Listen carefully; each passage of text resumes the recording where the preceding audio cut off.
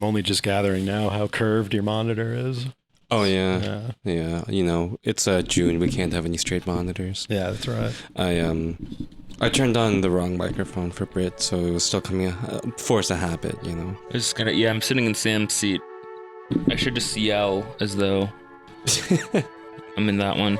It's Alex!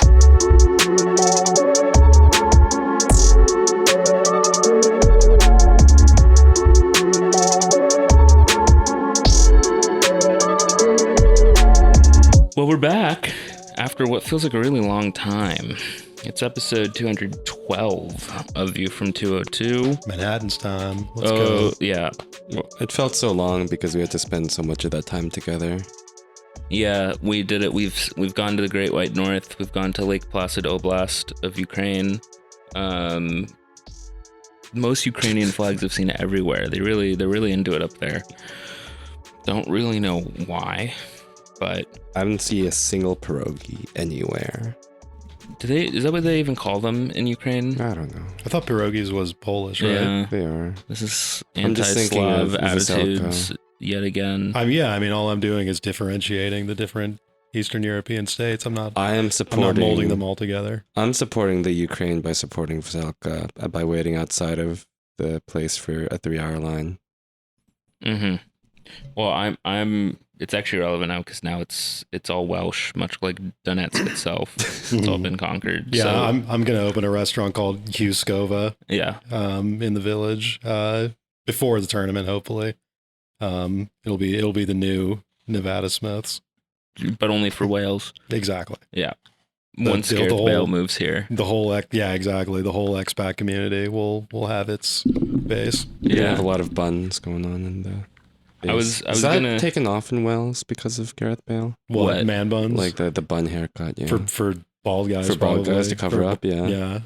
yeah, probably. What an extremist way to hide your balding. What a fake. I would have gone for it if I wasn't if I hadn't been going from the front.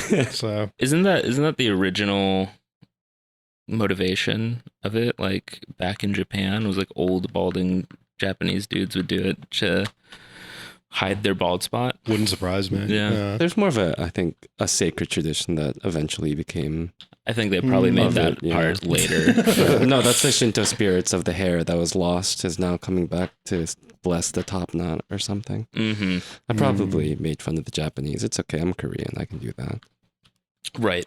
Well, I was gonna, have a little bit about how fun it was to climb up to the summit of Mount Joe, which is the hike that Haddad found for us. But then I realized that the Brazilian forward Joe, because it was spelled the same way, just J-O, played much later for Man City than I thought, and his teammates, much less fun group of lads. No Mark Hughes, it's Mancini era.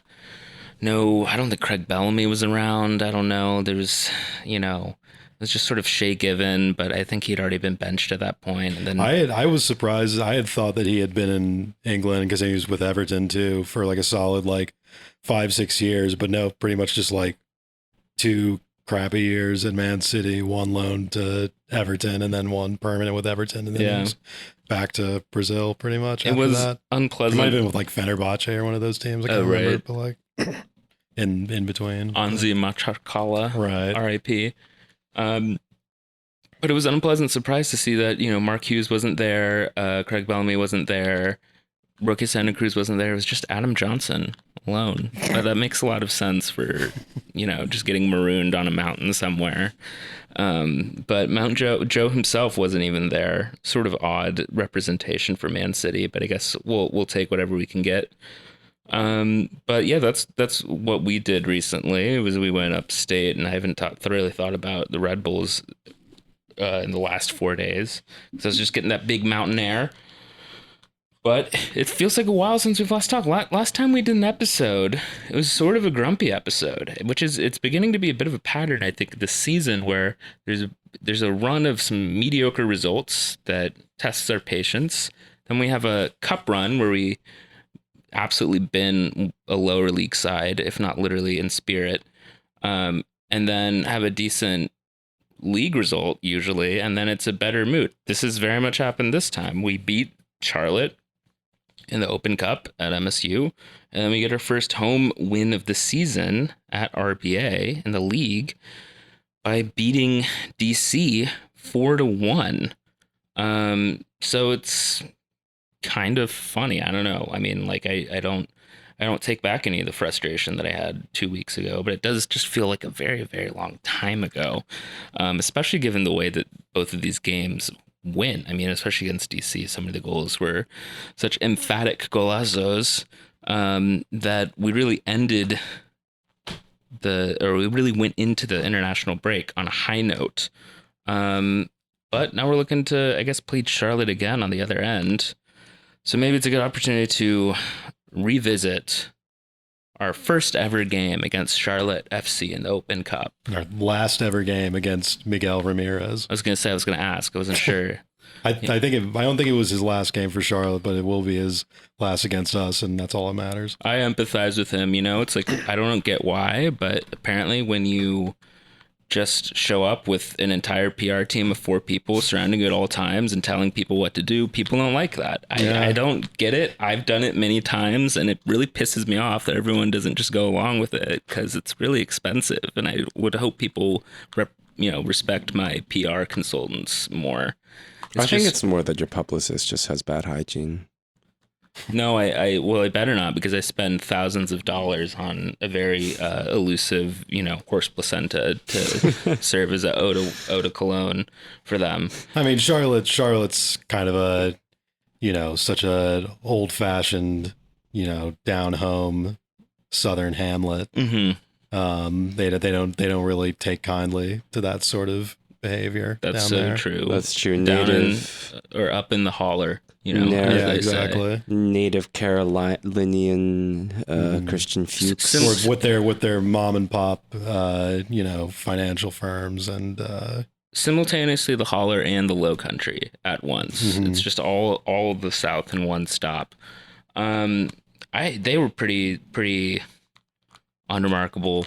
Still don't remember any of their players' names. No one really stood out. I like the one guy, their center back, Carujo, I think his name is, who Kamala kind of whooped on that one play.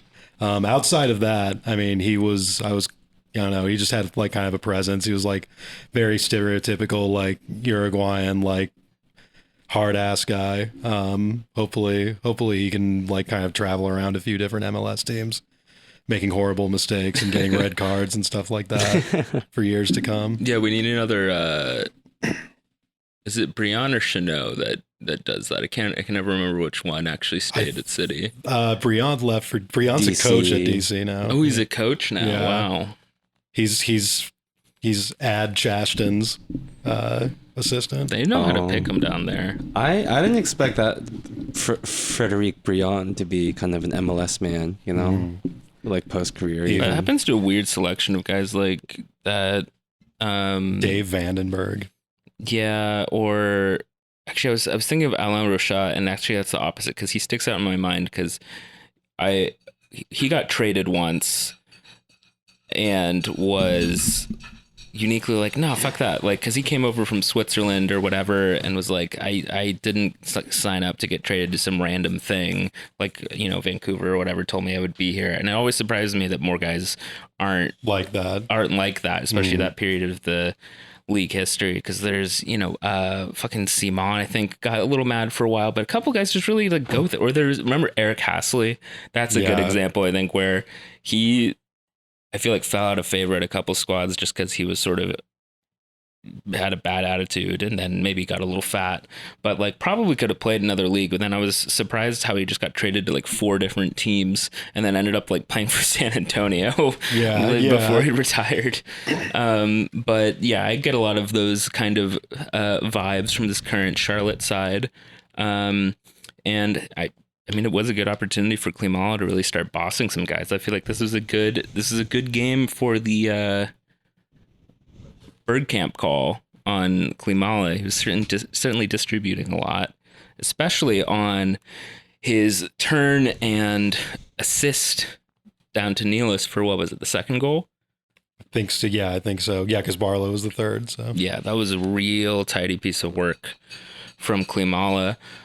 there, and I had actually forgot until we rewatched it here about that. How close he got on that little spinning Left ball, foot, yeah, to the far post, which really would have been quite the exclamation point. But lo and behold, we didn't really need it anyway. It was weird to watch this at MSU. I wasn't there; none of us were there. But man, the camera angle. Very, very frustrating. Mm. I'm surprised to see that the dozen or so people who watch RB2 games apparently are always watching this camera angle, which is baffling to me because I don't know if I would have the patience to stick through that. It's the Highbury swoop. It's it's old fashioned. Yeah. But the atmosphere sounded good for what it was. People got close and loud, I guess. Mm-hmm. Coaches and players commented it on after the game. Oh, that's interesting. Yeah, because I mean, I'll use this as an opportunity to say that I think the RBNY fans appreciate a pure, stripped down soccer experience. Maybe we could go more that way with Red Bull Arena itself. I do think that historically, a lot of the best environments and match days at RBA have kind of been more of that vibe. And if the team wants to have more of that vibe at the stadium, I think it would be smart to not have a stadium host yelling at everyone awkwardly when there's 5 people in the stadium 30 minutes before match starts to make some noise. Just kind of let it happen. But it was interesting, yeah, that the guys actually commented on that. How will you know to make noise then? Yeah, I don't know. It's a good point. I guess I'll just have to guess at which points to make noise. We could be like Philadelphia, and every time anything happens, we can make some noise. Except when, of course, you're losing or tied. Right. But yeah, I mean, next Open Cup game is going to be at RBA because it's against City, the quarterfinal. So I would imagine that that's probably the end of our MSU run, no matter what. Because from there, if once we beat City, we will be in the semis and then hopefully hosting the final if the coin flip goes the right way. So looking forward to that. Thank you for your service, MSU, on the calendar. I anticipate we will not have to see you again, which is more convenient for me.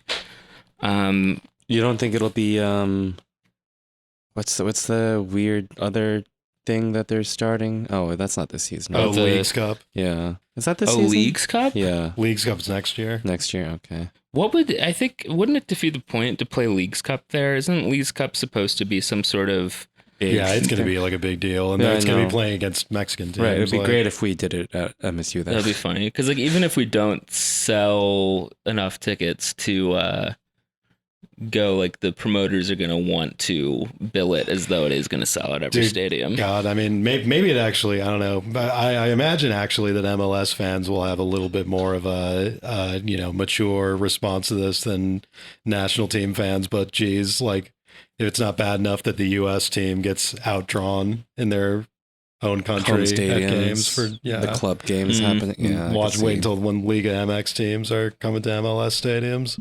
That was a funny aspect of our CCL run where when we Like played that Chivas Tijuana, game. Well, yeah, I feel like Tijuana is the one club that, doesn't have that. yeah, so we kind of looked out for that. But it's just because it was so fucking cold anyway that it didn't really end up mattering. Nobody really came out. But yeah, Chivas was pretty intense. Yeah. I picked the wrong season and I have a season ticket because I think since the last time we recorded, they announced the whole Barcelona thing. Oh, right. Are you guys gonna make bank? Are you gonna resell? They're officially up for 4 figures right now in case someone wants to buy them. But, Yeah. Yours are? Yeah. I'm going to donate mine to, I don't know. You know what? Capitalism is good, actually. I'm going to donate Commerce mine. is not capitalism. It's not the same thing. Market transactions is not what capitalism is. Sorry, I'm just being the scold of the, I'm just gonna save Sasseroli an An aneurysm. angry email. Yeah. But yeah, if I had it, I would donate my ticket to someone on my 8,000 tab spreadsheet of youth prospects from the youth national team that will hopefully play instead of Aaron Long, the accursed Aaron Long, sometime this season. I had a friend ask me if I was going to go to that game, and then I didn't have the heart to tell him that I was probably going to try to sell that ticket because he wanted to go to that game. Yeah. Does he want to buy it from you? But like, you know, like I kind of don't want to sell it. Yeah, I mean, yeah. If he finds out and he asks you, just fucking pull out the Kelly Blue Book on him. Yeah. And tell him what the price is. It is funny. We haven't had one of these friendlies in so long. They kind of stopped being a thing league wide, really.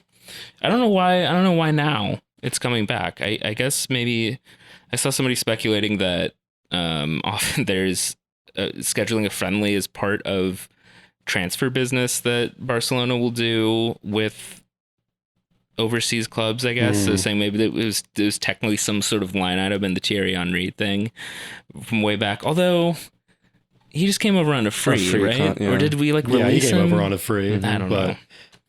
I think I vaguely think this is an exchange for buying Christian Castros Jr. Well, I think it might have vaguely been because Red Bulls played Barcelona a couple times in friendlies in like the mid 2000s, and I want to say there was some speculation at the time that it was part of their jockeying around to maybe get Ronaldinho eventually. You know, like they, you know, in tandem with when they signed Kaká's brother and you know, offered Ronaldo a like private jet or some shit. John Rooney. Well, yeah, and then John Rooney was the eventual outcome, but still. I can't believe we're signing Serginho Dest as a competition for... we're signing his nephew. We're signing Serginho Dest's cousin. We could... is PK even playing for Barcelona anymore? We could getting divorced dad energy, PK? Yeah, we'll just get him over here and let him just forget about everything. Leave it all out on the field. That's really the last thing we need, though, so never mind. But yeah, best of luck to everyone who's selling those tickets, I guess. But should we just turn to this DC game?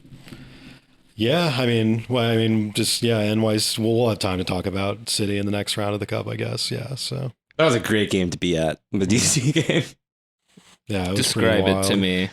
It was just, you know, we were just destroying them, kind of. Well, I mean, like the first half obviously was like a little kind of feeling. It was literally like the most boring. Yeah, it was 45 just like, minutes of soccer. I just remember season. thinking like, this is a really bad game of soccer. But the second half, man, the whole game it felt like we were the better team, as it always does. But you know, I think really when getting to see like, I think two worldies like that live, it's just like a good feeling. I don't know. I just got like a little loose in the shoulders a little bit when that happened, you know? Yeah, no, I mean, it was a big cathartic. I mean, it was everything you want out of a big blowout win, you know, that kind of like moves the needle on your form for, you know, both the middle and long term. The kind of, I mean, obviously, I mean, the team had kind of turned the corner on some of the scoring struggles, but in, you know, like the draw with Chicago the week before, and this was, you know, them finally putting a complete game together. And, you know, yeah, it's the sort of thing that you would hope raises all the intangibles you can think of. I mean, Struber said after the game, you know, we're peaking. You know,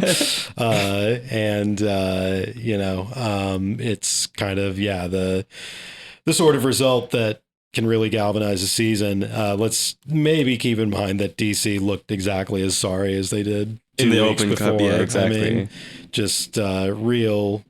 Yeah, I think some of us commented on the chat during the game. It's just like, oh well, good job, Chad, rotating for the Open Cup. That really bought you some energy. The DC fans were thinking that too, right? Yeah, all five of them who were there. I mean, but it felt good because it was a game where it didn't feel like we needed a world-class goal to win. It you know, it was just kind of like, it was just gratuitous that it was just like icing on the top, and yeah. it was like very much like someone posted the Royer or like a quote tweet of the Royer reaction, but that was just the whole the reaction to the Clark crazy goal. What was that?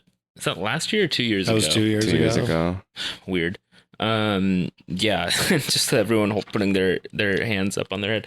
But I think even Omir then, did that. I love the way that even the Lucanius, volley was it's like a screamer, but it's also just like so opportune too, right? It's just like, I mean, I don't know, it's my favorite way to score, or my favorite way to see guys flash some skill, where they just sort of like cut the Gordian knot a bit, and they're like, oh, there's just uninterrupted space between my foot and the goal right there, and I'm just gonna put it there. Right. It's just like, oh, okay, yeah, I can do that. Boom. Just taking whatever the bounce of the ball gives you. I just flicked my foot, and then no one could see that. But we did it again. Yeah. The Morgan one though is a little bit more premeditated. Yeah. Although I do love the little, we were saying off mic, the little scoop that the DC defender did to lay it up was just real nice. Caresses the foot with ball. Great tuckers to get it there. Couldn't have laid it up better. But even though I think the first Lucanius goal was also nice too, because it was like all three shots that go in leading up to the third one going in, they're just like solid, not spectacular, real, shots on goal that forced a save, forced something to happen, and we finally put it in, which is cathartic to see after the sort of perfectionism and struggles I feel like that the team was having in the final third. Ultimately, Lucanius's finish was still pretty tidy, the way that he settled it and then just knocked it low and with pace sort of into the corner. Not to dismiss it. It was nice as a goal, but it's also nice to see that we could sort of just force it in without just relying on like some crazy burst of individual skill there. Or just like the perfect moment of pressing in zone 14 or whatever. And it was as I just kind of like chide Struber a little bit, I will say that goal, and like a lot, I mean, pretty much all the goals, I mean, except for maybe the Barlow counterattack one at the end, were the results of Struber kind of adjusting the look of the team coming out of halftime. And he commented after the game that it was, I mean, hindsight obviously, but his intention to kind of crowd the outside of the box with bodies more. He took Aaron Long off and then put Omir on to add just, an extra attacking midfielder, and, kind of buzzing around Glimala, who obviously plays kind of inside out anyway. And you basically had, obviously Struber saw that we were pretty much putting DC under siege in the first half and needed to sort of have something to capitalize on that, and just crowding the area around the box so we could literally like play half court basketball, it was basically offensive rebounding before Lucanius scored with, a big, kind of circle around. And that happened, and that sort of the Lucanius goal was a little bit of an example of that as well. And Struber said after the game that the team was just you could see this in the game, kind of from the run of play as well, that the team was just generally combining and circulating the ball well and just moving forward in that phase of the game. And so a good game from a technical development perspective. I mean, let's be honest, DC is a scrimmage at this point, and pretty much used it in that fashion. I held myself from making the joke that oh yeah, what league are Charlotte in? But we have enough teams like that in the league where it's like, oh, we can treat, I feel like, that as a maybe kind of normal league team too. Pro rel now I'm in favor of pro rel. Yeah, exactly. Now that you've seen what it's like. My strategy so far, I've just been calling Charlotte a lower league squad like until this episode, and I was thinking maybe there's somebody out there who just thinks I am serious. Obviously, I do think that they're, we have yet to face them in league competition. I'm not aware of them existing in MLS. Why would they exist in MLS? That's weird. But I haven't broken kayfabe on that. Not that there's any kayfabe to break, So, but I was wondering if somebody was just like, these idiots don't even know about Charlotte. But DC, so sorry. Also, just the all of the gas in that rivalry, dead. Yeah. Who cares? I mean, like I said, DC didn't have any fans come up. Saturday night too. Yeah. There were like 200 Portland people a couple weeks ago, and then that. That's a real bad zone they found themselves in, isn't Yeah, it? Because I mean, they especially have their with the stadium, especially with the tease of the Rooney thing. right? They have their stadium. That was for so long. That was like The thing that was holding the them up. excuse, Right. But even The then, Tottenham excuse for them. yeah. But even that, I mean, like they had their final years at RFK. I mean, when Olsen was actually still working for them, were actually kind of exciting, and it seems like their fans are pretty into it. But now it's yikes. I don't know. Yeah, I don't know what to sink your teeth into with that club right now, especially if you're going to hire some like young hotshot guru manager and run him out for not kissing the rings. Who approached them? Yeah, Jesus. I mean, it does sound like Losada and this Charlotte guy have somewhat similar things going on. I don't know. I guess it's just I guess it's just a bunch of guys who are more. I mean, I guess this is always sort of a thing, but they're just kind of making these pitches to overseas clubs, thinking they can walk in and waltz around and not really care about it, which is a bizarre move. I don't know why they think it's a good idea for themselves either. To go ahead and put MLS reject on your resume. Right. Yeah. Yeah. Well, New York City FC, if you're listening to this and you're moving on, I do have an expired USSF soccer coaching license. So if you want to hire me to run your team to another MLS Cup run, I'll be there serving very faithfully. You're auditioning now for the, you're actively seeking for the Ronnie Dela employment role by NYCFC. Exactly. Yeah, I'm going to run them into glory. Okay. All right. I'm caught flat-footed here. I don't even have a bit for that. I just didn't. I've already reeling from last year's betrayal when Cork wrote for their website. Now there's this. I'm just realizing there's an opportunity here. Sam's in Charlotte. Already. I'm just left alone Yeah, here. who knows what he's up to? I'm the last soldier. Sam went on a left. date at Yankee Stadium. He was the first of us all to betray us for City. Well, it wasn't betray. I mean, we put him up to that as well. Okay. Yeah. I mean, it was incredible content. Let's not forget, really incredible content. But also, I think he got a free ticket out of it too, which is the most We important got to sit in the thing. Legends suite. That's true. You know. But yeah, Charlotte, fucking bizarre squad, and I guess we're playing them this weekend now. With, I mean, who's is their interim? Just like whoever. Their interim is actually former City coach. I can't remember. like how Toronto was last year. Did that guy get hired on? Oh, right, permanently? yeah, exactly. I mean, it's another one of those City coach guys. Yeah, I wonder what happened to that Javier Perez guy. Jeez, but right, because Bob's up there, right? right. But yeah, damn, I forgot forgot this guy's name, and I forgot what his exact role at City was, and I'm Christian Latanzio. That sounds like an NYCFC he name. has a red Wikipedia link, so that's that. That's exciting. But he was some type of NYCFC apparatchik and was apparently part of the Ramirez staff here, and he's the one Quisling who's stuck on board after they fired all of the other coaches and trainers and PR staffers. What is Dome Toronto? and to? apparently, He's doing kind of big I've seen stuff, all I the think. headlines. He's Fenerbahce. Oh, that's right.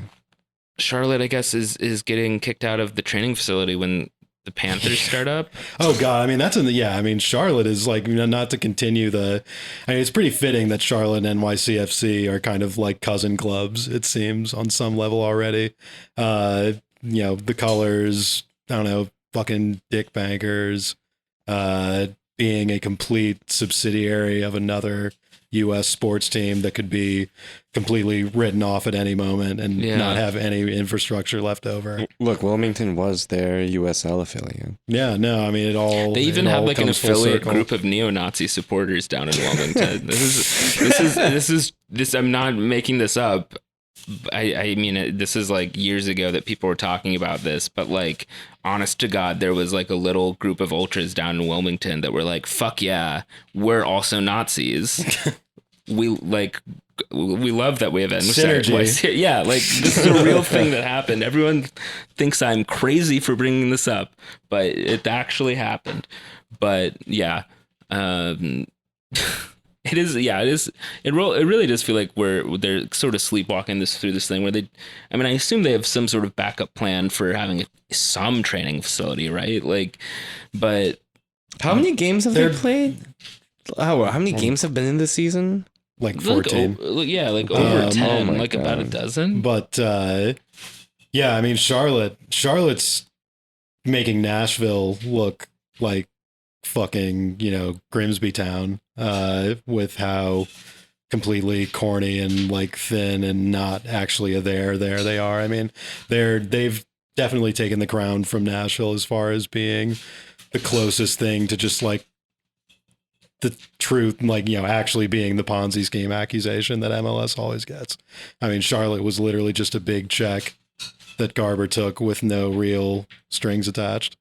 I saw a recent article in US cities rankedweekly.com that, Nashville was ranked the best city to stand out in front of the stadium with a big open mouth and point back in awe at, together with your guy friend, just soy facing while pointing at the stadium.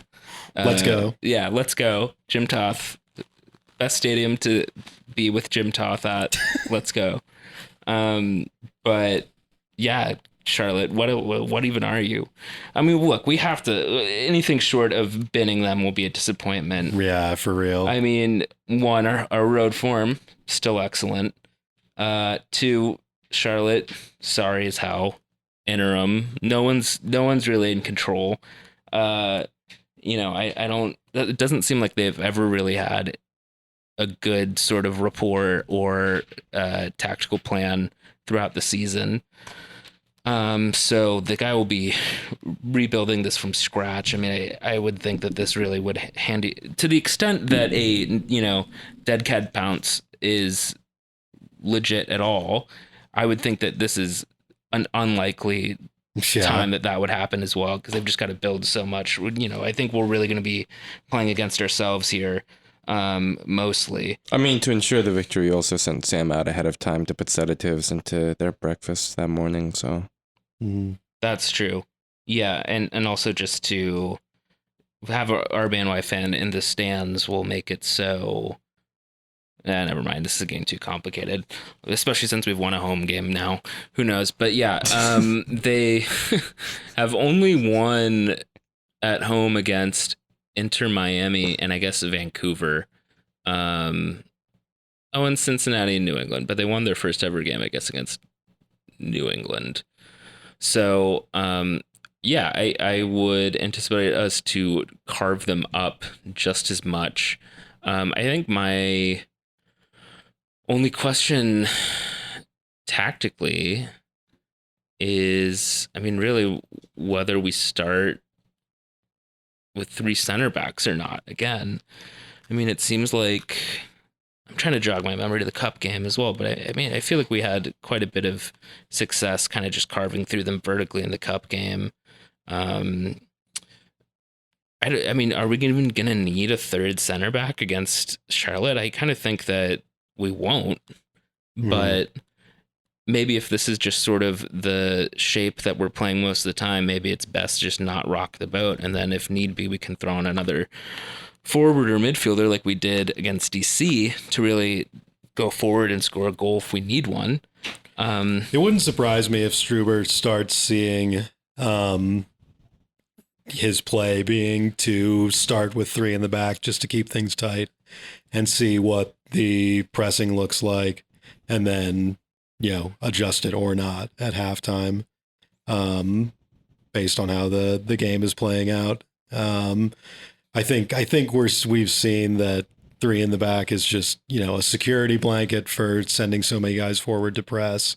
It gives extra center backs to hit into the midfield and do rest defense. It just generally suits the basics of what Struber is trying to do every game. And then, if he wants to tweak something and, put an extra attacking midfielder, an extra striker, wherever he thinks the team, can exploit something, he's kind of waiting until the second half and the subs to do that. And, to his credit, I think he's kind of streamlined the sub strategy a little bit, because I know that was something that we were commenting on here about for a few weeks, that he was getting a little,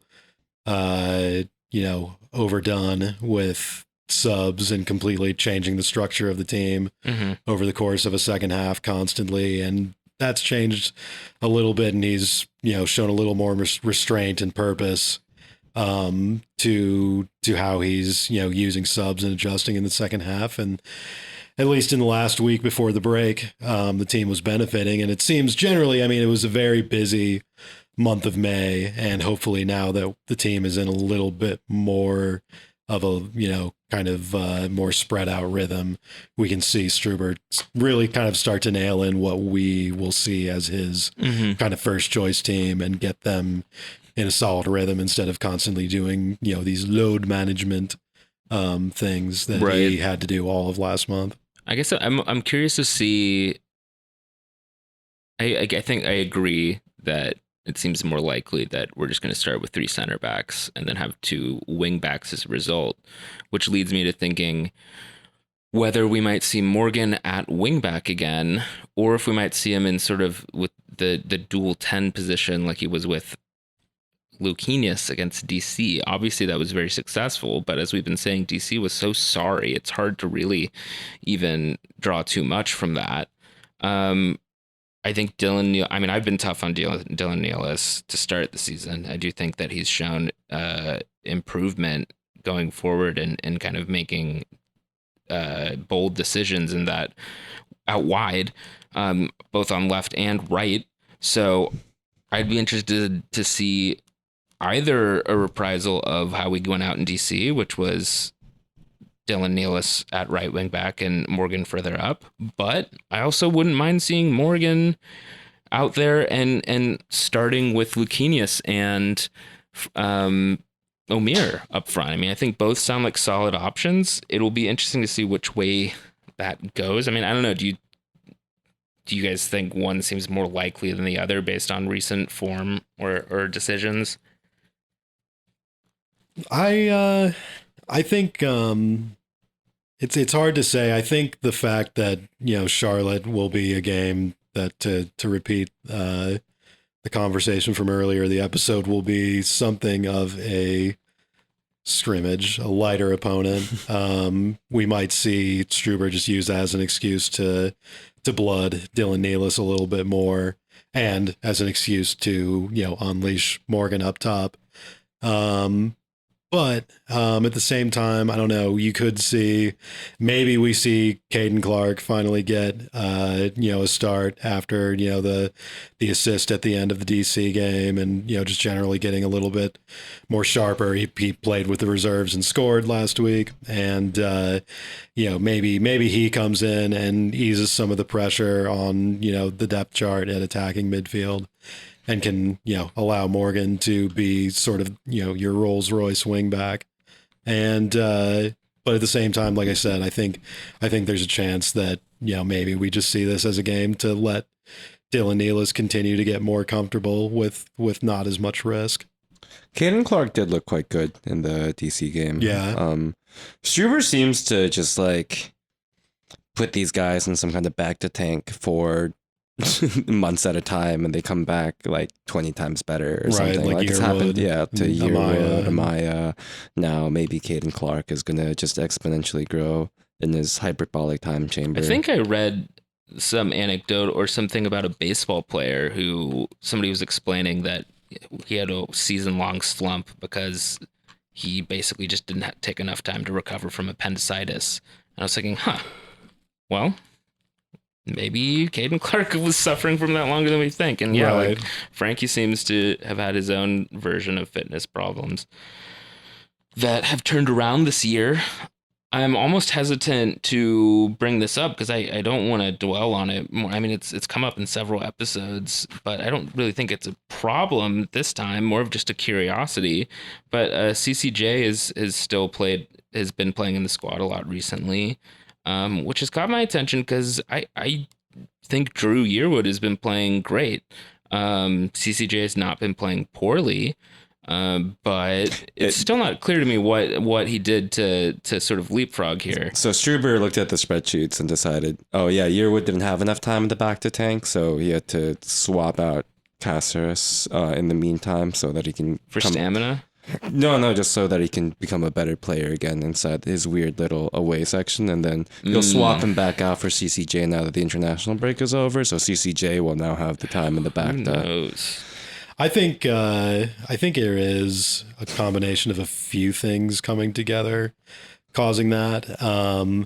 One is that at the end of the DC game, when obviously vibes were as good as can be, Yearwood came on as a sub, and it was a repeat of something that's been kind of a long-term thing since Struber's been here, that Struber doesn't like how Yearwood presses and tackles. You could see Struber get flustered with him not stepping to ball on a few moments when DC was trying to cobble something together at the end. And, it especially stood out when the team was up 4-1, even more than it does when, Struber has done that over the course of the last couple of years.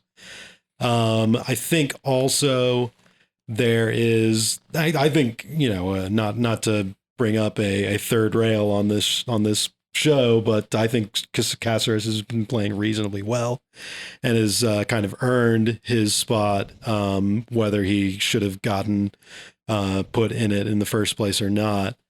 And then also it kind of came out this morning, and I did a little write-up for OAM that included this as part of it, but Tom Bogert from MLS kind of threw out a few guys who might be outgoing transfers in the league this summer, and Caceres was one of them. And there's a part of me that has thought the way, especially with the team, the squad being really overhauled the last couple of years under Thelwell and, continuing to be under Struber, that there's still, I think, even a few guys who maybe don't necessarily fit the ultimate plan for Struber, but are still assets that need to be, kind of cultivated and, Shopped. Right. And made, kept as, desirable, assets to be potentially moved in the Red Bull style. And, whether maybe Caceres is not 100% Struber's ideal of a player, but his value means that sitting him doesn't really help anybody. So if you can, kind of find different roles, and certainly there's been a million different ones, that you can get him onto the field doing his stuff, you do that.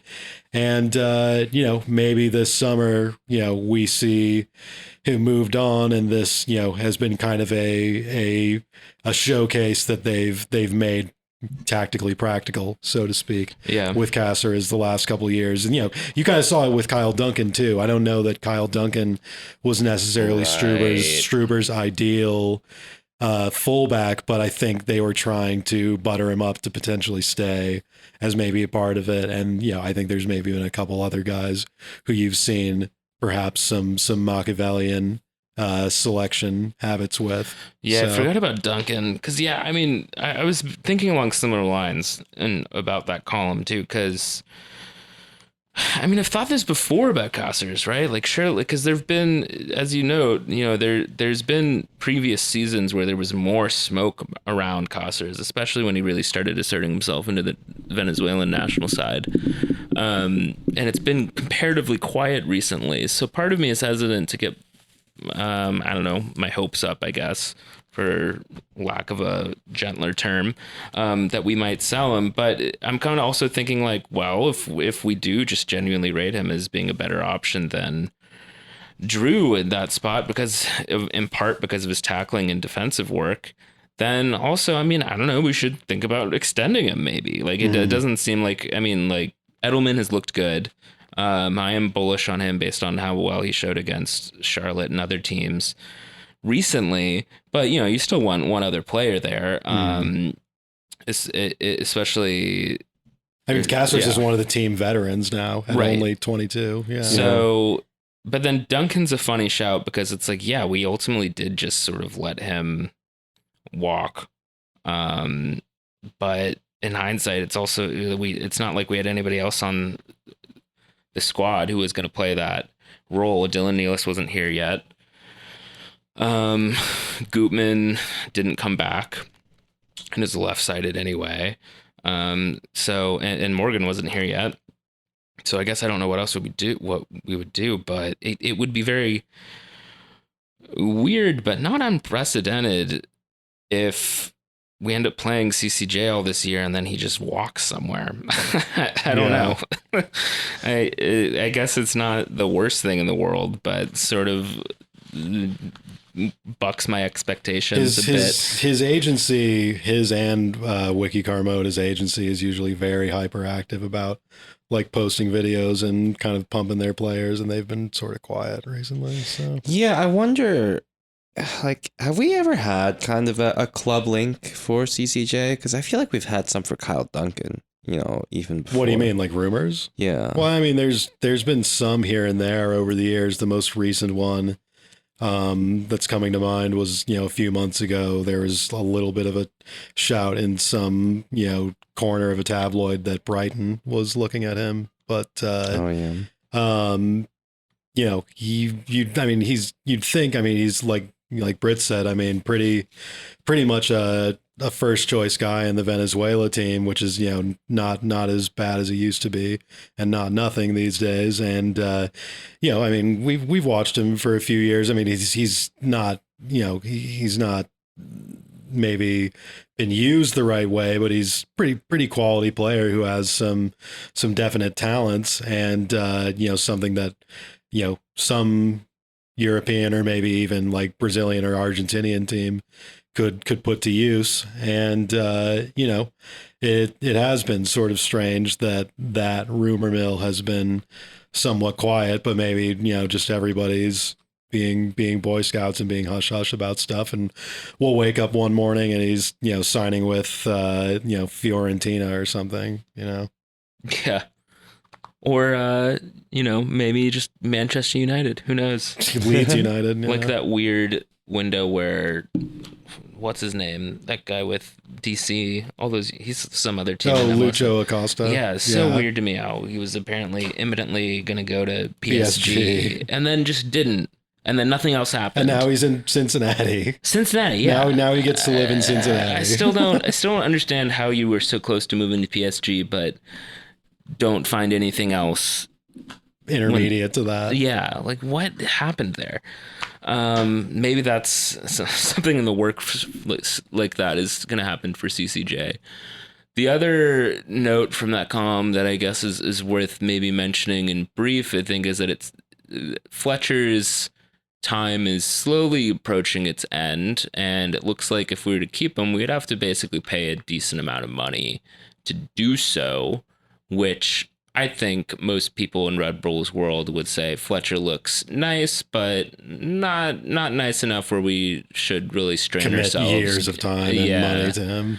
So I would expect that he probably is. I don't know. Maybe there's a 6-month extension we do or something. I don't know. But also Watford's back in the championship and might have a place for him again starting in August. So I would anticipate that probably just comes to a natural close, which I think brings 2 points. One, I think just by having one less forward around, Struber might have to consider letting his starting forward play more than 70 minutes a match. Yeah. I don't know if that's doable or if it's conscionable to him.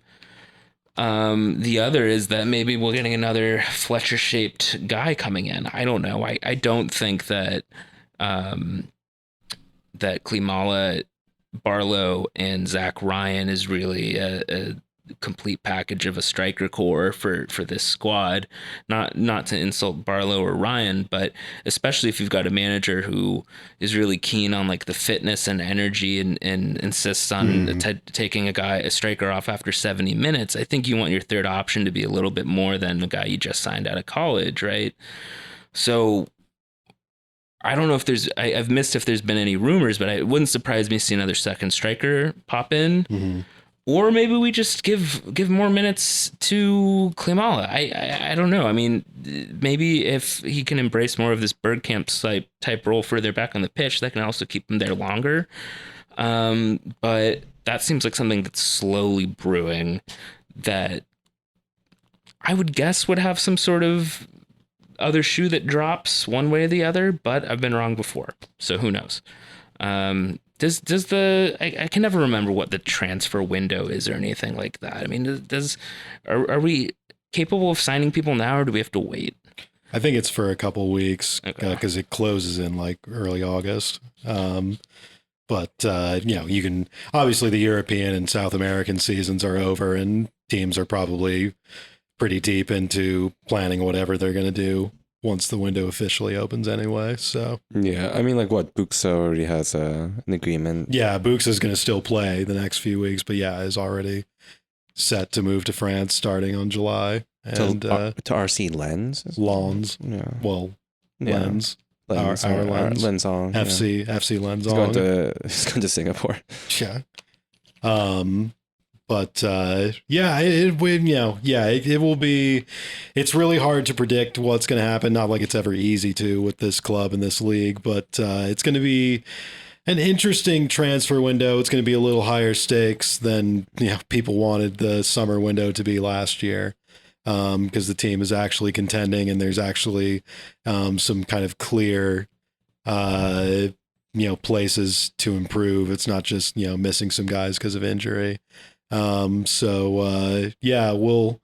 see. There hasn't been much smoke around Conraju and in a while. Nothing else from him. Yeah, I was about to ask. And not really any other stuff in general. I mean, there's the one guy, Jürgen Heil, who was just kind of an Austrian league cog who Struber supposedly had his eye on recently, but that's kind of fallen by the wayside. He's supposedly signed a new contract, and not really a whole lot going around, but obviously doesn't take much for much smoke to start a fire or whatnot. All we have to do is just see one tabloid report somewhere and it kind of snowballs. So didn't Junuzovic give some quote that was like, yeah, I'm trying to chill? Yeah, for basically. Like Yeah, I think there was part of it in a recent Ross Haley column where he said he's just kind of trying to find somewhere for a couple of years that's good for his family to make money, and I don't know, maybe uprooting them to Morris County is not that. Hey, the Jersey public school system is pretty good. They'll have a brand new training facility, because I guess that got approved in the last 2 weeks. It jumped through one hoop. I think there might be still some more stuff to take care of, but because all of the players live in the training facility in one big bed that they tuck into at night. One giant chair. Yeah. Oh yeah. and it just slowly eats them all.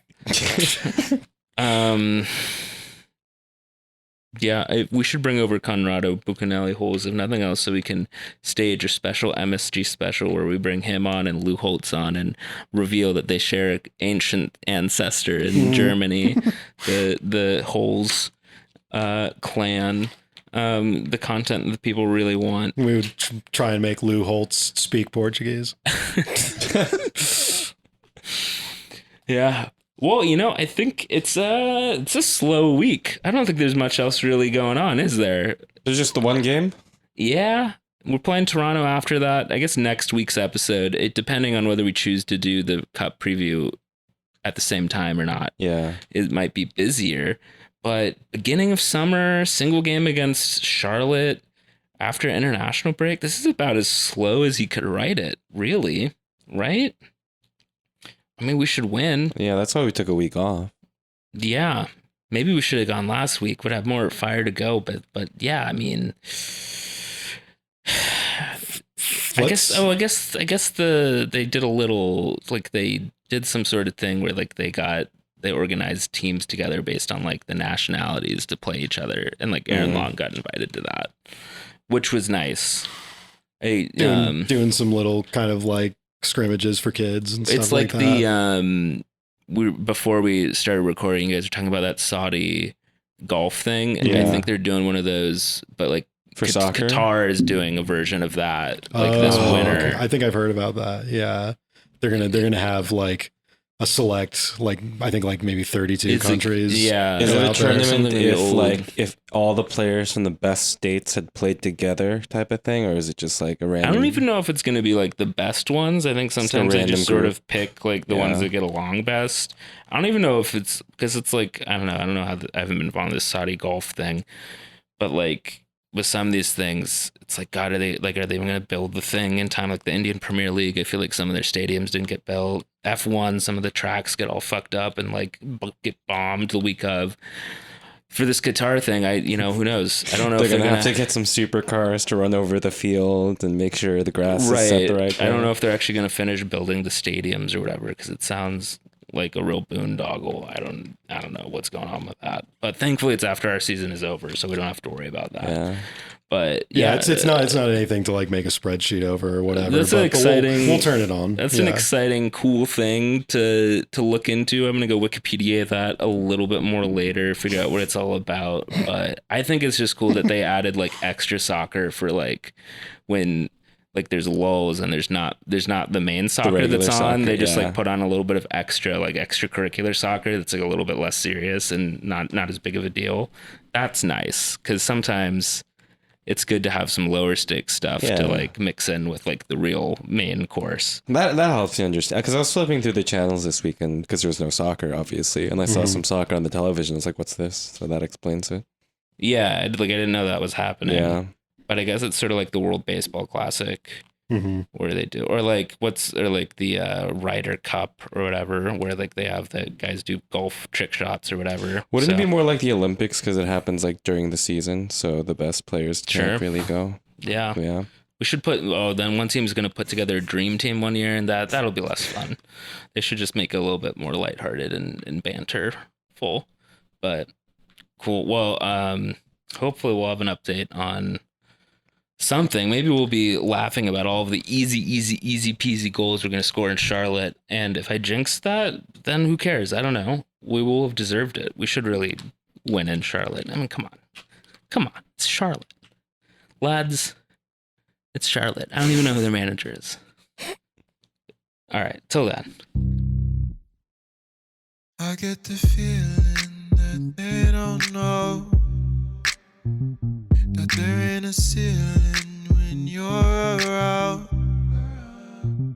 The sound of the sentiment has the sweetest tone, and I don't care what they would say, I'd ask anyway. Can we talk with unspoken words?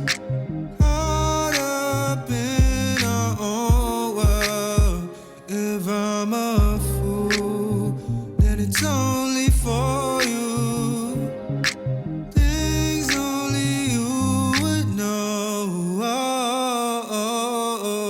You know what you mean to me. We keep it in secrecy. You don't gotta tell me. Keeping it down, leaving it in between. You know what you mean to me. We keep it in secrecy. You don't gotta tell me. Keeping it down, leaving it in between. Can we talk with unspoken words?